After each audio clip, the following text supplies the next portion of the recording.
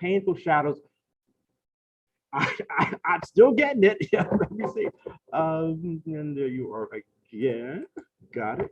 And now it's like, come on, letter, you're still there. Well, I had it. Those of you at home, please enjoy the popcorn. I'm pressing the magic arrow and now it's not moving. Should I press another arrow? Should I call? Here she comes to save the day. Maybe. Can't reach this page. Well, I've been known to talk for a while, so hey. And I've got, okay, there it is. Thank you. But wow, so not yet. Those at home, believe me, there's something on the screen right now which you really want to see anyway. But I'll just read it. So imagine that you're seeing typed words on a page. Cast complicated and sometimes painful shadows across the lives of those of us who feel compelled to free ourselves from the demands of living up to his reputation, even as we enjoy basking in it.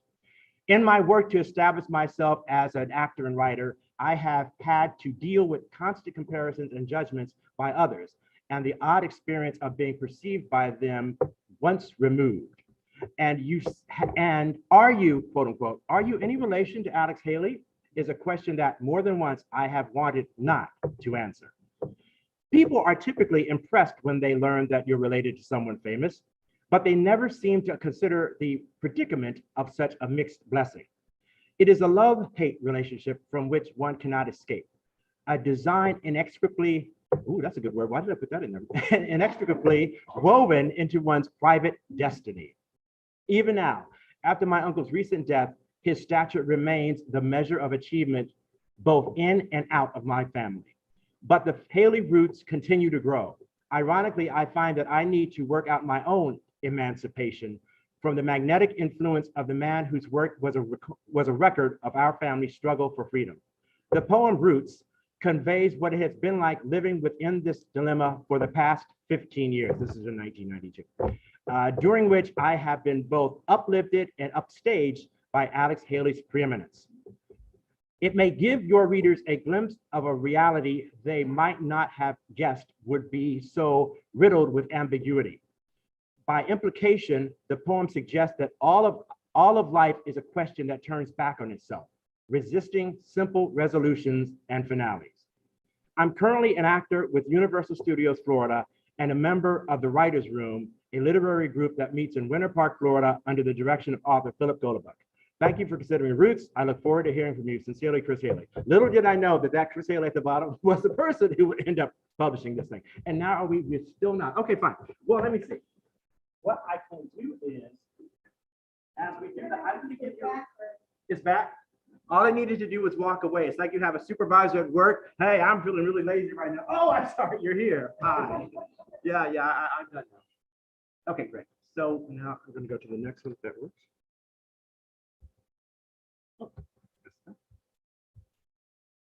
Great. Okay. Part of what this is about, many of us, I assume, have names, right? Chances are people call you something other than too late for dinner. So this is something I found online, the importance of names and naming patterns. This is something that has to do, quite frankly, with the fact that we call him Palmer instead of Uncle Alex. This is so small, you probably can't read it. So I'm going to get my copy of it because I thought ahead. Yeah, so I can. So some of the things you may or may not be aware of as far as naming patterns go is that once you get to be 26, you have to wear glasses. And then sometimes when you're looking really close, you have to take those glasses off. All right. You will often see the same names used over and over again in families. While certain names are popular in different areas and different times in history, the repetition could represent a pattern. Many cultures believe in honoring their elders and do so by naming children after them. Angus Baxter in, quote unquote, In Search of Your British and Irish Roots, end quote, describes a pattern that was popular in England in the 1700s to 1875 period. The first son was named after the father's father. The second son was named after the mother's father. The third son was named after the father. The fourth son was named after the father's eldest brother, and so on and so on. So in this situation, in our lives, in our family, no, first regiment, all right, that is my great grandfather, Will Edward Palmer, who is the father of Bertha Palmer, who is Uncle Alex's mother. In this picture at the bottom, you see Bertha, Cynthia, and Will Palmer. So Bertha's name is Bertha George Palmer Haley.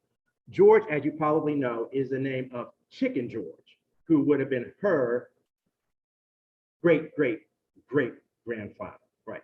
And so she was actually named after both of her parents' maiden names. I think that's right. Her father's maiden name and then her mother's maiden name of Murray. So that's how that kept going. And so Uncle Alex's name, see, now I don't even remember doing that little animation. That is the slickest thing. Those little people are working overtime. So this is a picture of Bertha Haley, Simon Haley, my grandfather, and little Alex Haley, right there. Just the cutest little thing. So here we see his full name, Uncle Alex's full name, Alexander Murray Palmer Haley. So now you see how both of the past or the preceding generations were added into his name. So part of what his genealogy that we talk about today was already bred into him by the naming that happened for himself and for us. My father was named Julius Cornell Embry Haley. My full name is Christopher Embry Haley. My brother's name is Alan Cornell Haley. So we all kept one part of that name, and so on and so forth.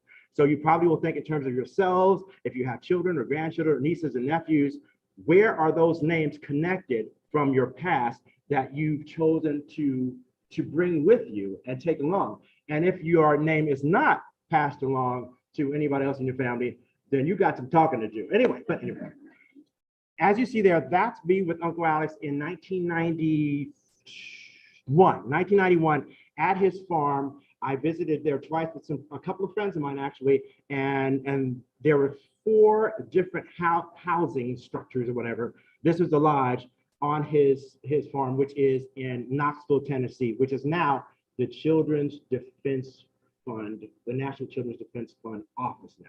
So that's where he was and where I saw him again. And that picture down where he's signing a copy, that's the last time I saw him. He ended up, that was in, I think, August. He ended up passing away in February of the next year.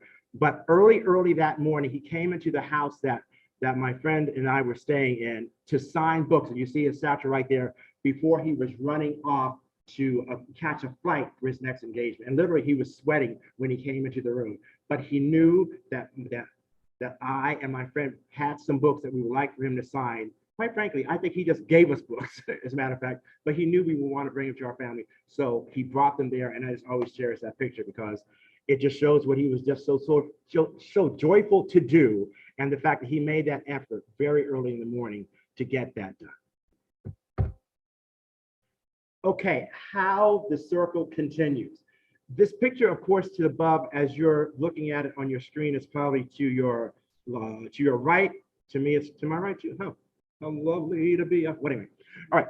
So that's in New York when Uncle Alex is hearing the story of Malcolm X from Malcolm X. I believe that this structure is now a historic site.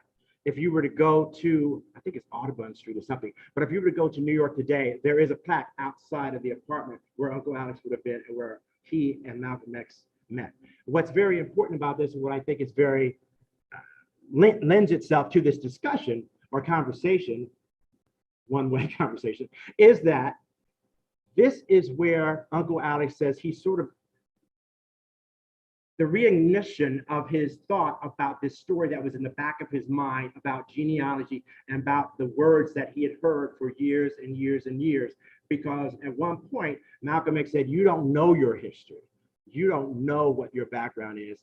And Uncle Alex was thinking that, wait a minute, there were these words that I heard when I was a kid, and I think I do know a little bit. So this is what spurred him on. The bottom picture is me and Adela Shabazz, also called Ambassador Shabazz, who was Malcolm X's oldest daughter. We were at the Annapolis Film Festival. This is, I don't know if this is the first year or second year, but every year, this year's going to be in March, by the way, plug, because I'm on that board. We're always on the African American Experience Board together. And so in this one, I don't know what we're talking about. I think it was an LBJ movie. I think it was an LBJ movie, quite frankly, that had Woody Harrelson in it, as I recall. But anyway, it just shows how we're sort of continuing that connection of the Haleys and the Savages. And Uncle Alex was her godfather. So we consider ourselves, and we call each other God cousins to this day. These are some images, which you may see one of those images when you get ready to cut the cake, please. From when Uncle Alex first visited, or I don't know if it's the first time, but one of the times that he visited the Gambia. And this is him certainly with some of the children that he was able to sit with. This is him seeing some of the materials that they had that they presented him with. And also when he's on one of the canoes, I don't know for sure, but perhaps going back and or forth from the actual island, which is the St. James Island, which is now called Kunta Kinte Island, to actually see the site where many kidnapped Africans were held before they were actually put on the major ships or the major boats to take that long, long voyage. So this is another picture that was taken along that time. This is some of our family back at that time when Uncle Alex began this journey, where he received enough support from, I don't know if it was Doubleday or whoever it was at that point, where he was able to go back to the village and actually meet with some of the family who started to share some of the stories, reinforce some of the stories that he had heard of initially or earlier when he was just a child. Now, this is a part of what I put it down in Facebook a little bit, but I'll bring this out right now because believe it or not, this is something that I only found probably within the last year in looking through some old documents that my father had in boxes from Uncle Alex when he passed away. We got some stuff. This is actually a working report. Oh, they can't see it if I walk in front of the screen. So, okay. This is, okay, it's probably too blurry. But this is a working report that Uncle Alex had typed, or at that point, Uncle Palmer had typed. He was living in Rome, New York. That's his address right here, P.O. Box 110. Don't send him anything now. He's not going to answer. Anyway, but it's called Working Report Before This Anger. That was the original name of the book, Roots. And so what I'm going to do, what time are we at right now? It's only 18 pages. A lot of this is very brief. But this is what he actually wrote before he made the big connections from Roots. This is 1966 and 1970. 1966 and 1967. And what I believe is that there's only like, do we have security, by the way? Security? I think there's only like 5 copies of these, just so you know. But I thought I have it out, so why don't we read it? So, circa 1700, filtering from the east into West Africa were occasional Muslim marabouts, approximately meaning clerics or divines. The West Africans devoutly believed that the powers of prayers of these holy men could render a king and his armies invincible, or render a village impregnable. The kings and the major chiefs besought these wandering marabouts. The villages vied to have their choicest maidens be among some marabouts permissible for, Muslim law, wives. Such unions were considered an assurance of general blessings upon that village. Estimated between 700 to 1705, one Karaba Kunta came out of his home city of Akaba, the present-day Kangaba, Mali. This Marabout Kunta was ascended to the status of Al-Quran, meaning man of Quran. Entering the Gambia, West Africa, Al-Quran Kunta first settled in the village of Pakali Nding. Here he had wives who had his children. Their names are not known, but he stayed on there for about 4 reigns, which means 4 years. A king reigning along the southern bank of the Cambi Balongo then lured away the holy man. Al-Quran Kunta moved from Pakali Nding, leaving behind his wives and children. Now he settled in the southern bank village called Zifaron. Again, here he had wives and children. Their names are not known, but here he remained for about 6 reigns. It was estimated circa 1715 when another Cambi Balongo regional king lured Alquan Kunta away. This time it was the famed, powerful, cruel slave trader, King of Bara.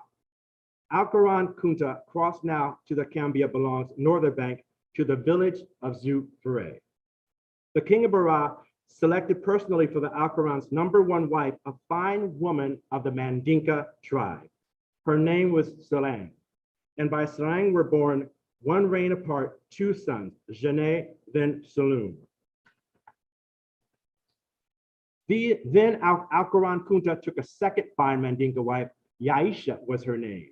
A reign later, Yaisha bore a son named Omaro. To have known this above would have thrilled speechless Cynthia Palmer, 1871-1945, my maternal grandmother. In Henning, Tennessee, throughout my boyhood, Grandma drummed and drilled me about your folks, boy. Finally, I too came to absorb the labyrinthian family saga, much in the same way as other repeated hearings had taught me the briefer stories of the Bible. Over 20 years passed. I remembered still the chronology. Is there whiskey around? I remember still the chronology of the family story and vividly numerous of its more scenic highlights. I was now a professional writer, and that antenna began an appraising. Could this story maybe supply a book? Could it possibly be documented? Traveling about some, interrogating now several family elders, I heard the generations-old story afresh.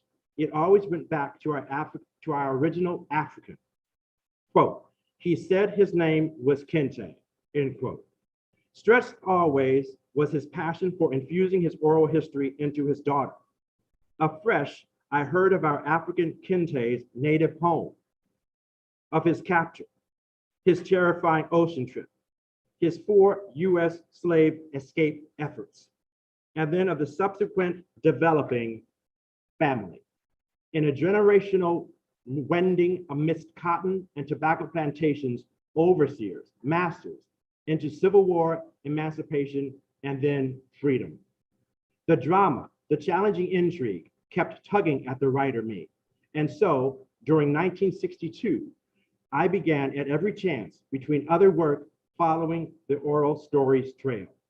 In plantation records, masters and mistresses' wills, slave schedules, and 1700s and 1800 US censuses, I documented bits here, shreds there. Now grandma was dead. Repeatedly, I revisited my other close oral sources, most notably encyclopedic matriarch cousin Georgia Anderson in Kansas City, Kansas, where last month, so this is 1966, at 87 years of age, she died. I was often as I could be in Washington's US Archives and Library of Congress and DAR Library, and in sundry relevant state and country 1700s and 19 and 1800 records. When finally last year, I felt I had the US side documented, 7 generations, I found an African linguistic expert to whom I repeated the phonetic phrases that our family's oral stories always had included. The sound Kente, he said, without question, was a Mandinka tribe surname. And Gambia belonged, had to be the Mandinka dialect for the Gambia River. So I went to the Gambia, West Africa, to the capital city, Bathurst. Gambia government officials there, hearing my search, became emotionally interested. A committee volunteered to help me search.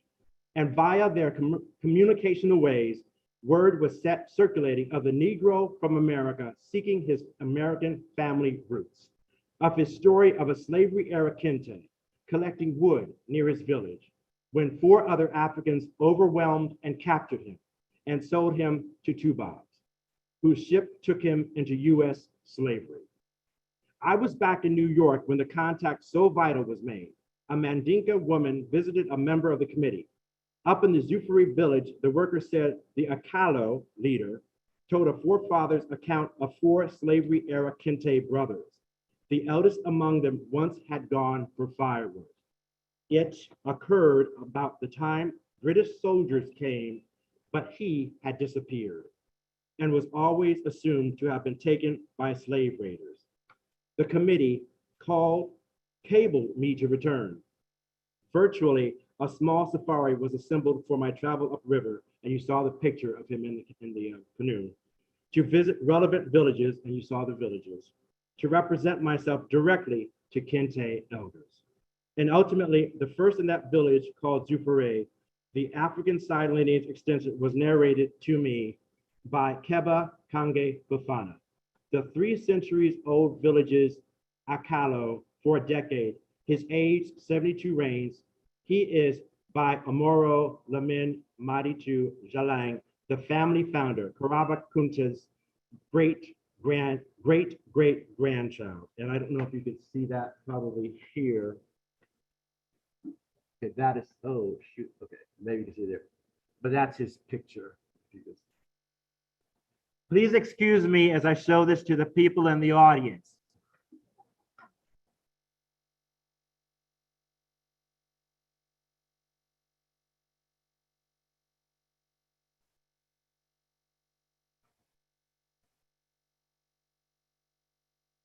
Mr. ABC Sala translated the Mandinka, a Gambia radio salmon, referred it for me.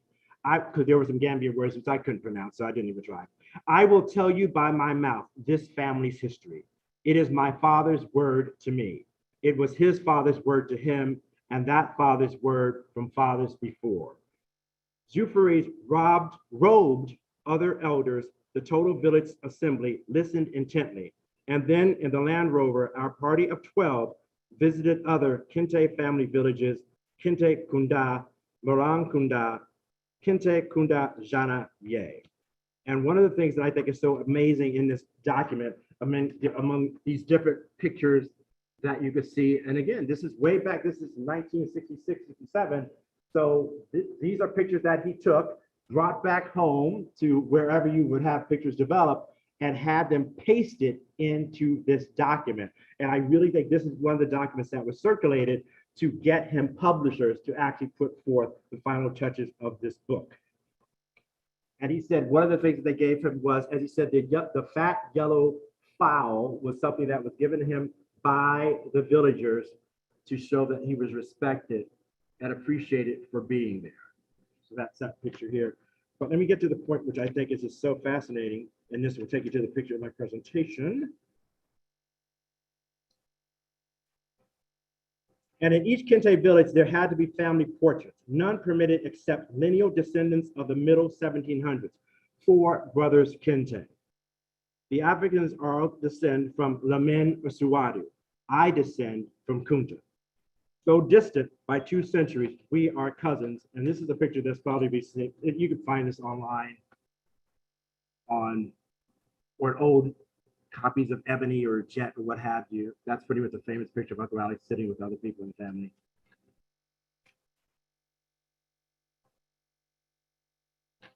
This is a picture, and you can go online again and see this. This is St. James, which is now called Kunta Kinte Island. You can actually see that now. It has eroded some because, again, this is 50 some years ago. It has eroded some, but there's a sign there that actually says slave yard, and there's a little, probably no bigger than the space where I'm in here, from here to there, where it's believed that many of the persons who had been kidnapped would have been held until they were put into the larger ships for the 2 to 3 month voyage. And this is the part where it says, he starts to do the genealogy as he knew it back in 1966, in 1967, which goes all the way back to, as he says, Karaba Kunta, born last half of the 1600s, Omaro and Binta Keba, notes Kunta in 1767, collecting firewood outside the village, was set upon and taken by 4 African slave raiders, sold to European slave traders at nearby Fort James. Kunta was shipped to America. He was sold to a Virginia colony plantation. And down here where I have this yellow sticky note to remind me of this point, this asterisk, this specific slave ship identity I hope to confirm soon. Though further cross-checking of clues I have among documents in England's Crown Records Office at Lloyd's of London and Port Records of Colonial Virginia. So at this point, he had not discovered the Lord Ligonier book. That's how far back this goes into the history. And another thing that I had never seen or heard even in the book and or in the TV miniseries, when it comes to Kunta, this is how he has Kunta in the book here, in this working report. It says, in America, Kunta, 16 or 17 upon entering U.S. slavery, sired eventually several children, most of whom variously sold away. When about 40, he sired a daughter by Belle, the big house cook. So I had never heard that before, that he apparently had kids by other women, but only about Belle, because that's all that's been written that I was aware of. Then it says, notes, Kizzy, by luck, was not sold away until she was 16, by when Kunta, now speaking English, repeatedly told her of his African home, his capture, slave ship voyage, U.S. escape efforts, and numerous more experiences. Kizzy was 16, was sold away to a new master named Lee. By her own account, Mass Lee was her first child's sire, and that would have been Chicken George. So, and the other thing about this, it goes to Kizzy and Mass Lee, Chicken George and Matilda, Tom and Irene, Cynthia Will Palmer, I showed you those pictures earlier. Bertha and Simon Haley, I showed you their pictures earlier. And on this last little bitty page in this book, it shows Simon Haley lineage, Alec Haley, Queen Jackson. That's the Queen story, which is the thing, Halle Berry. She never calls me for that. But you know, slave children bore their owner's names. The sire Ball was employed by the Haley plantation. And at the bottom, this little section here, it says, Alex and Nan and Juliet, that's him and his first two wives. The children, Lydia, William, and Cynthia. Then it has George and Doris, their two children, David and Ann. And then it has Julius and Dolores, and their two children, Cornell and Chris. See, I'm in this book. It's crazy. So let me go to, and this is a, I guess I call it a screenshot of the International Slave Trade Database. Now it's probably, yeah, you really can't see it up there, but if you can go to this online, and it's free to get access to this, and if you can travail the instructions, you will get to where you can enter the ships that left the Gambia, or left London, or left Europe and landed in the Gambia, and one of them will be the Lord Ligonier, which is second from the bottom of this list. And then you see the ad that was found at the Maryland State Archives, which is where I work today. At that point, it was a Hall of Records, which is St. John's campus. Now, what literally brought them to this, I just discovered within the last year, because there's letters between Uncle Alex and Phoebe Jacobson, whose picture you'll see right now. And she's holding the book in which they found the ad of the Lord Ligonier. There were all these cards of travel, cards of ship manifests, and there was a 3x5 card in it that had scribbled in really blue ink, Lord Ligonier, Captain Davies, and it was approximate to the time. So it's really the small 3x5 card that led to this book, that led to that ad. And Phoebe Jacobson is a researcher who helped them find it. And she passed away in 2000, but she was a great lady. She was my mentor. She helped me start looking at my own genealogy on my mother's side, and just to know what was going on and what Uncle Alex's did. So she was just a phenomenal lady, and they became very good friends. So along the lines of why we're here today, earlier last year, his actual birthday, his 100th birthday was the 1921, August 11, 1921, National Geographic Magazine Society, is that what it's called? Genealogical Society, asked me if we had any pictures of him that they could use for their magazine to honor him. And this is a picture that was, I don't know if it's in this 1970 or something like that, that again, I found among all of these boxes that my father had of his materials, which they use in this, where they talk about him as being the father of modern genealogy. Some of the many different stories that have been written about him or written by him. There is this story, Malcolm X, remember, this is 1990, I think 1990, 1991, because what happened that year, that's when Spike Lee finally was able to get the Malcolm X movie out with Denzel Washington. So of course, Uncle Alex ended up helping him, was an advisor for it. And within that, people were asking him, well, can you relate to us what Malcolm X was really like? And so within that, he wrote this article. There's another article, which I think this was in, probably in the Washington local magazine, because that's where I lived at that point. and just talking about other people that he had met who were really benefiting from the fact that they were readers. This is really talking about literacy more than anything else, more than even genealogy, how he was promoting the fact that people should be literate, that libraries are very important as well. And also in 1980, he wrote this story, which is much quoted, which is about how he literally said, I hope to God I never have anything like the success of Roots happen to me again. So why did he say that? It wasn't along the lines of what I said earlier, because there was no other famous person that he specifically had to abide by or be called. Like when people say, hi, this is Alex. No, that's my uncle. My name is Chris. But it's just that once he became as famous as he became, it was very hard for him to live a natural life. So in other words, if he wanted to leave here and go to Five Guys, maybe because it's nighttime, he could have made it all the way over there. But during the daytime, it was very, very challenging. And I know this just from the fact of earlier on, before he blew up, he would come to my house. And again, he's just come to my house. So yeah, nobody's following him or whatever. But he was starting to give presentations at the Library of Congress. And I kept hearing that they were sold out. Now, I was so young. I mean, I don't know how old I was, but I was so young. It was like, why are they sold out? And I kept hearing about this book he was going to write. And it was like year after year after year. And I thought, don't they get it? He's not writing this book. I mean, it's not happening. Why? But I mean, it was so different. So after the book came out, I remember seeing him, I don't know, it might have been at another cousin's birthday.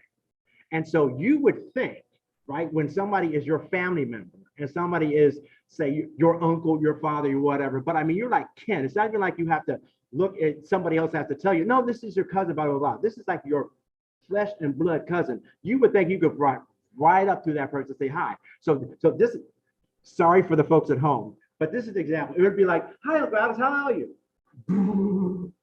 Because people would bulldoze to get next to him. And believe me, my saying I was his nephew would be nothing. It meant absolutely nothing, because people are about getting to him. And I'm sure for himself, it was such, I mean, it's an honor and it's mind-boggling, but it's also stressful, because to some degree you feel like you have to always be on.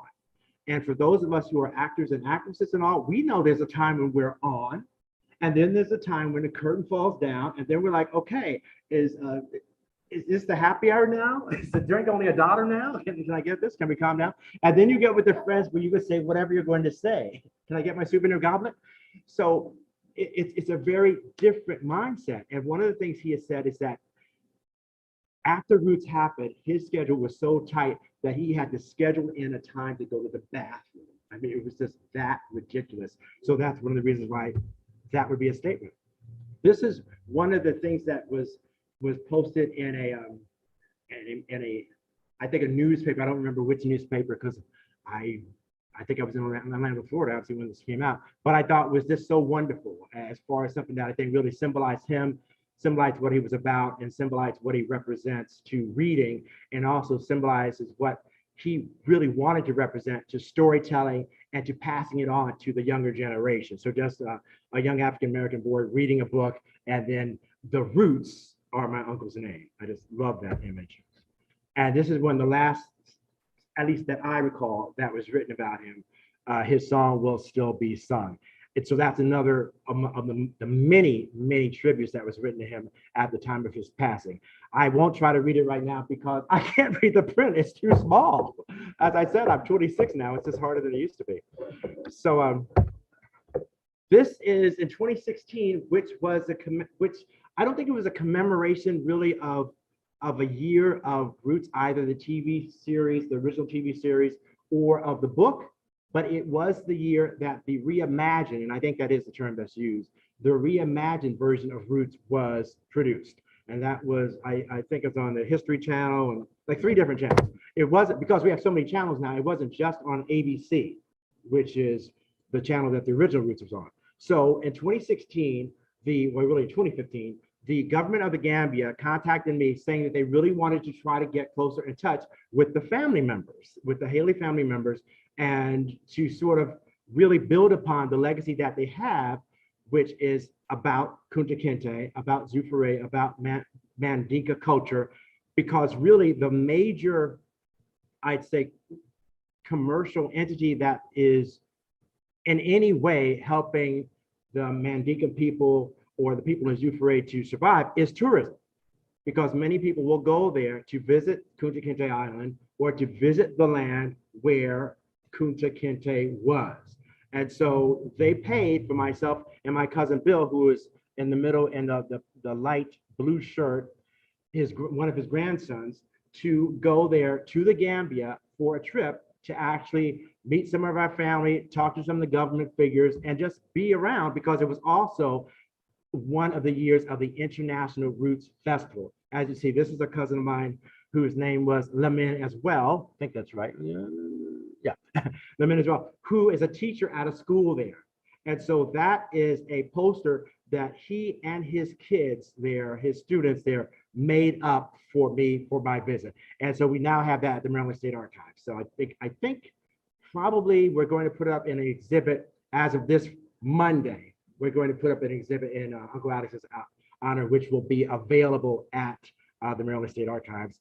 I don't, probably for 6 months or so like that. So that I actually have that. So that was really great to see. And there's handwritten signatures of my cousin there and some of the other cousins as well.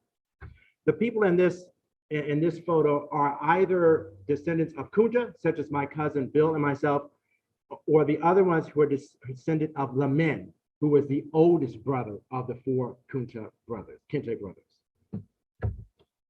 And so again, as a circle goes around and around and around. So while I was still in Orlando, Florida, and while I was still trying to get Uncle Alex to give a boy a break, he was also a member of Touchstone Movies board of directors. So every now and then he would go there for meetings, for board meetings, and literally I would not know about it until I would read it in the Orlando Sentinel, and it would say, Alex Haley is here at the blah, blah, blah, blah, blah, blah, blah. And usually what would happen is that one of my friends would say, your uncle's in town. And I'm like, well, which uncle? Really, how do you know that? And then he would say, well, and then they would show me the newspaper. Oh, wow, kind of crazy. But that's what he was doing. So in that midst of that time, and I knew that the Malcolm X movie was coming out as well. I thought, well, if you're here and I'm working at Universal Studios and you're with Disney, Touchstone being the, I guess, the more adult brand for Disney, I wrote him letters asking for help, asking for a leg up or just assistance there. And this is one of the letters he wrote back to me, which of course I'll read to you now. August 19, 1990, which is probably very close to the time of this photograph when I visited him. Dear nephew Chris, of course, it is a joy to have talked with you about your ongoing career, and it is now further joy to see your professional photographs and read your credits. What? That would have been my resume and my photograph, my Tom Radcliffe photograph. That's what it would have been. For those of us who've had pictures by Tom Radcliffe. Okay. You be certain that when I come to the Disney occasion, I will contact you in advance, and I will make every effort to visit with you at Universal Studios as well. Take care. I'm about to leave on a riding voyage on a cargo ship. I will be back home about a month from now. Your affectionate Uncle Alex. And so, and again, reminding people that that's the lodge. And then I think it was before 2016, maybe this is 2015.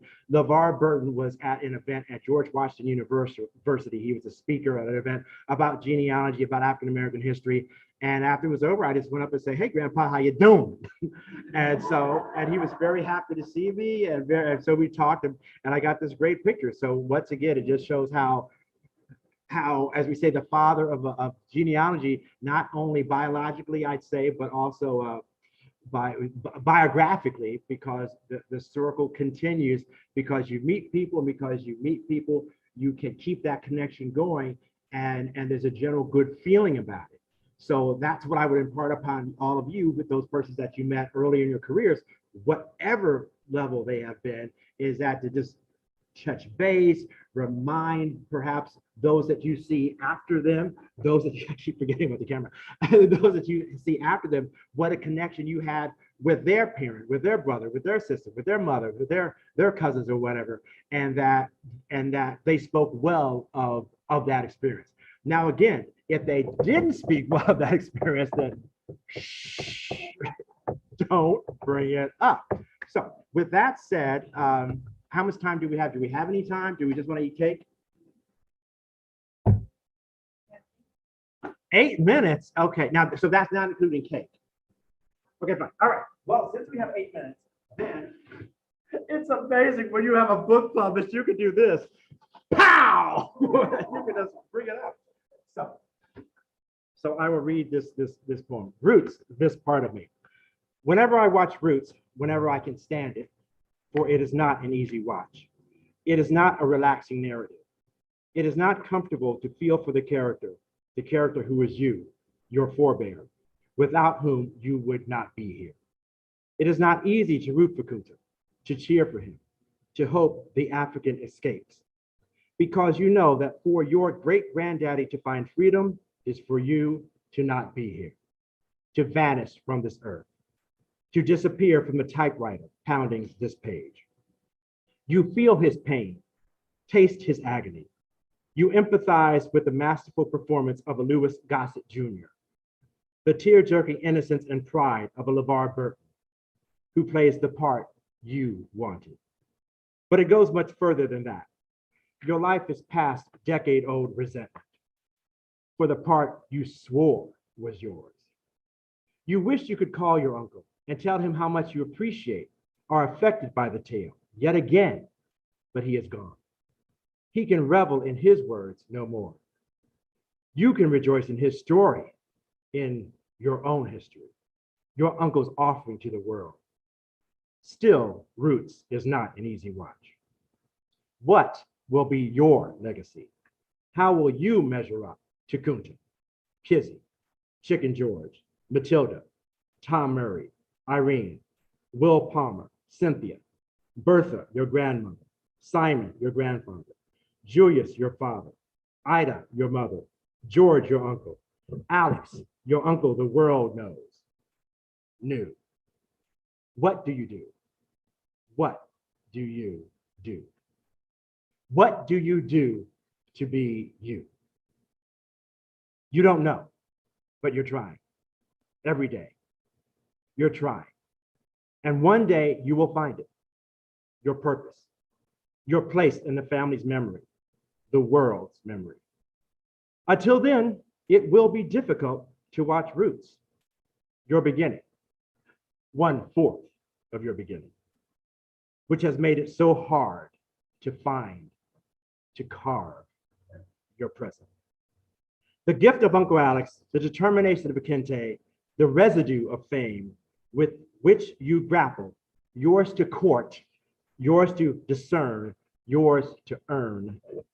Yes, say your name, Kunta Kinte. Say it at the slave driver's urging, by the whip, Toby. Say your name, Chris. Have others say it, because it is your name, not because it evokes another's. Roots is not an easy watch. Root for the hero to escape, but make that hero you, and free the shadow of a line so proud and prominent. Find your track, be your own driver. Don't let your family stand in the way, but push on resolved. The Mandinka warrior remained so you would know this dilemma, which you could, which you would have no other way. Thank you.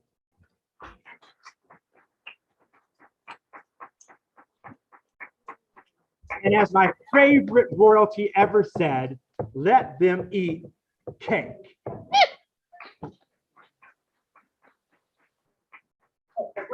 One of the things I almost forgot. This is a book that I don't know if anybody, I don't know if Gracie Marie was there, that years ago, which is to say 7 years ago, something like that, I bought this book at a speech that I did at the North Beach Town Hall. And it was about genealogy, African American genealogy, and just genealogy in general. And I said, one of the things that I want us all to consider is that the happenstance of serendipity, but the importance of where you are at a certain place in time. And because, as I remind people, Kunta Kinte was not famous when he was born. Harriet Tubman was not famous when she was born. Frederick Douglass was not famous when he was born. The only people who are famous when they're born is if they're the children of famous people and or they are royalty. Other than that, you become famous, and then maybe somebody has something about you because they go through census records, birth records, death certificates, or what have you.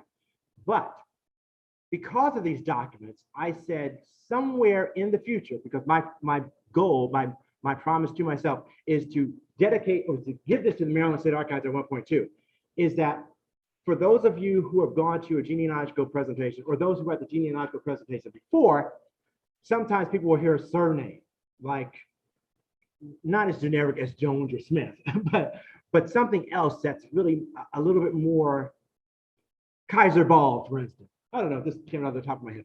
Anyway, and you would say, hey, that's my name. I know a great grandfather, a great grandmother, something like that. That's my name too. And then you would wonder if you're related. So what I suggested is that for all of you who are here today, and this is what I said to those people at that site, which was January 19th, 2014. I wrote it down at 2 p.m. North Beach Town Hall, as you said, Gracie Marie. North Beach, Maryland. I said, write down your name in this book and write down the name of any surname that you might be trying to do genealogy on. So that years and years and years from now, if somebody goes to the Maryland State Archives and they find this book, they may not know much about you at all. They may not know that you were a phenomenal actress or a phenomenal singer or anything, but they will know that on February 9th, 2022, you were in Prince Frederick, the Coward County Public Library, listening to somebody named Chris moaning and groaning about his Uncle Alex's 100th birthday because you wrote it down in this book, and you will know who they were sitting with. So that's what I'd like for you all to do when you can, if we can get a pen or something like that, and just put the date at the top, and then you'll just write down your name here, and if you want to put down a surname down there, that's fine too. I also have another entry, the Calvert Marine Museum. I also have an entry in here, the Calvert Marine Museum, Solomons, Maryland. That was January 18th, 2015, 3 p.m. So there's names there, surnames.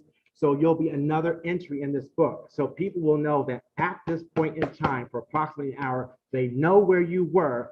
And it may not seem much to you now, but I know when I look back at some genealogical records and I see a person was doing this, that, and the other, it's just kind of special because even if they're gone and you've never seen them, you are reminded that they were real people and that they lived and that they went to the library to hear a talk, or they went to the grocery store to buy some eggs or something like that, because they jotted it down in a itsy bitsy book. Again, why libraries and literacy are so important. So here be the book.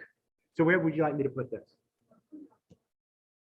And for those of you who are watching this on TV or Zoom or your iPhones, anyway,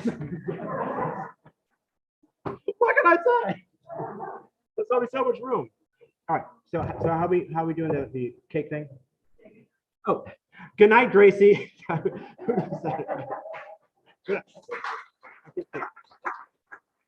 There's many people here, you can't see them, but they're all saying goodbye to all of you who are watching. So bye. Wear yellow. Oh. Oh, yeah, okay. Let me put the date down.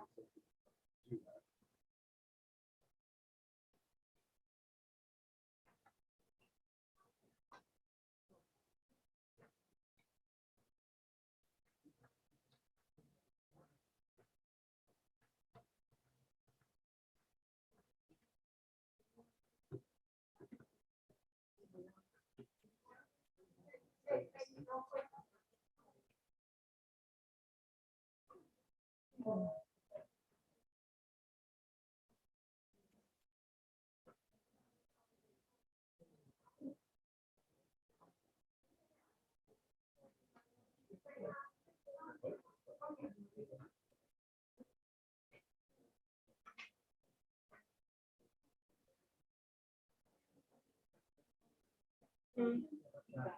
Okay.